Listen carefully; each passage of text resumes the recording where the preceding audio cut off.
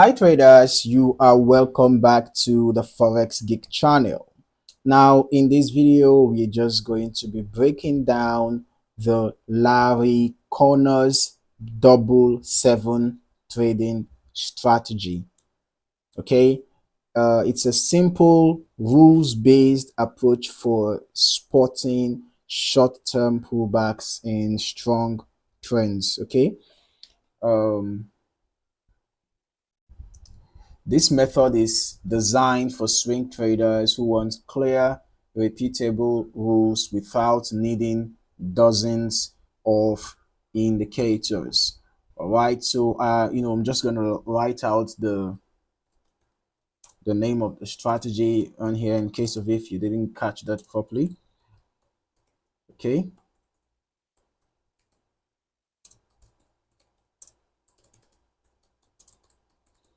So this is the strategy we're going to be discussing in this video, right? The Larry Connors double seven trading strategy.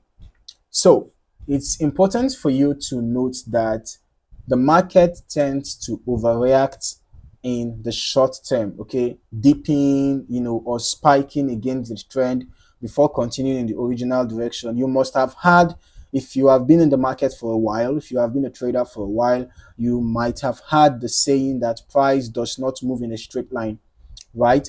Now, in as much as, yes, in a trending market, you are going to see, in a trending market, you are going to, see mostly, the price going up. That is if it is a bullish trend, or mostly the price coming down if it is a bearish trend. But you are not just going to see a straight upward movement or a straight downward movement without some breathing space. Okay, and what I'm referring to as the breathing space is the pullbacks. So normally in a bullish trend, you will see impulsive move, correction, impulsive move, correction, impulsive move. It's usually a zigzag movement. That is how price moves. Okay, price moves in a zigzag pattern, and that shows that it is a healthy trend. Okay, it's a healthy trend. So price does not move in a straight line.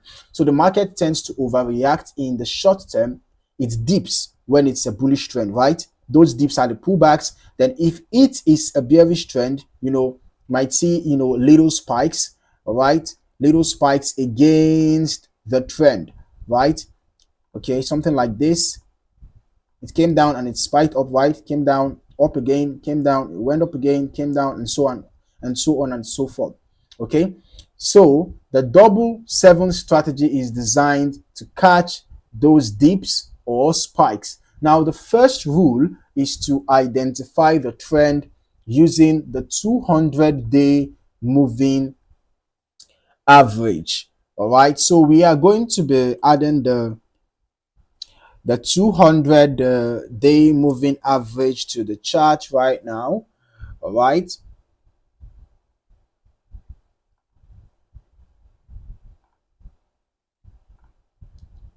okay, so I'm just going to change the length to 200. Okay, so now we have the 200-day moving average added to our chart. So for a buy setup, the price must be trading above the 200-day moving average. It's as easy as that. Okay, then for a sell setup, the price must be trading below the 200-day moving average. Now this keeps you trading in the direction of the dominant trend and filters out low probability setups. All right, now once you have identified the trend, in this case we have a bullish trend, right? So once you have identified the trend, here is how the entries work. I'm just going to remove this so we can see it clearly. Now, in an uptrend, of course, price has to be above the 200-day moving average. You have to wait for the market to close at a 7-day low. All right. So when that happens, you buy on the next day's open. Now, let us just go to the daily time frame so that I can,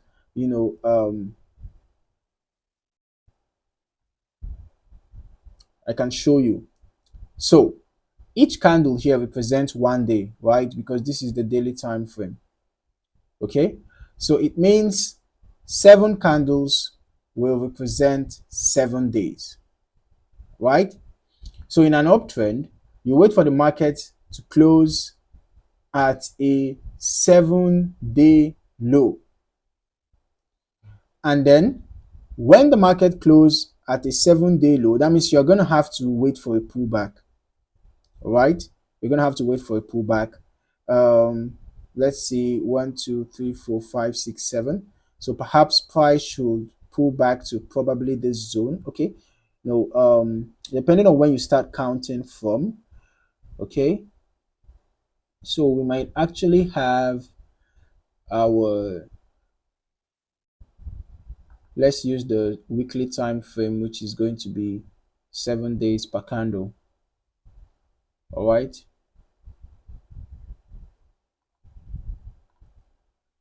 So if you are using a weekly candle, for example, okay, just an example, if you're using the weekly candle to perhaps target your 7-day low and 7-day high, each candle represents 7 days on the weekly time frame. So perhaps you might be wanting price to come and test this level, okay, for a buy opportunity in a bullish trend, right? And then you target the weekly high, or rather the 7-day high, for your take profit, right? Remember, it must be a bullish trend. So in this particular area where we had this bullish move, you can see that at this point, okay, we had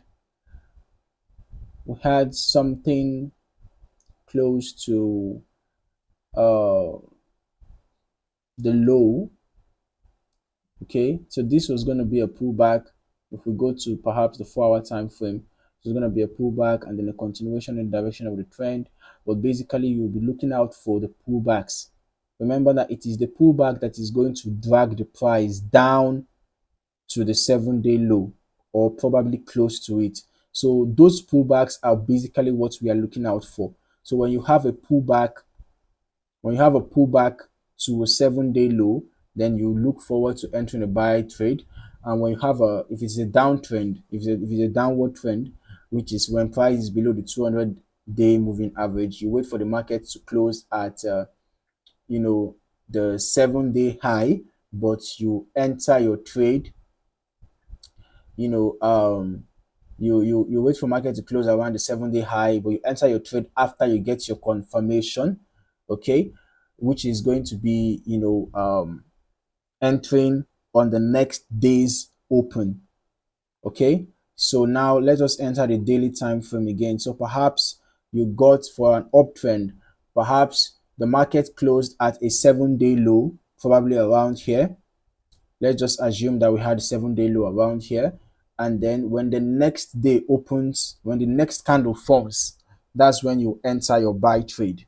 Okay, then in a downtrend, when the market closes at a 7-day high, perhaps after a pullback, then you sell on the next day's open. So the 7 name comes from the combination of the 200-day moving average for trend direction and the 7-day high or low for entry timing. Now for your exits, the exits are just as simple. For a long position, you exit when the price closes at a 7-day high, and for a short position, you exit when the price closes at a 7-day low. This ensures that you capture the short-term swing without holding the trade too long. Now, the 7 strategy works best in clearly trending markets. Avoid using it when the market is moving sideways, as the 200-day moving average will be flat and the method will give more false signals. Keep the process mechanical and follow the rules exactly, and that is where the strength of the strategy lies. So if you found this breakdown helpful, click the like button and subscribe for more step-by-step trading guides like this one. Thank you for watching. I look forward to seeing you in the next video. Happy trading.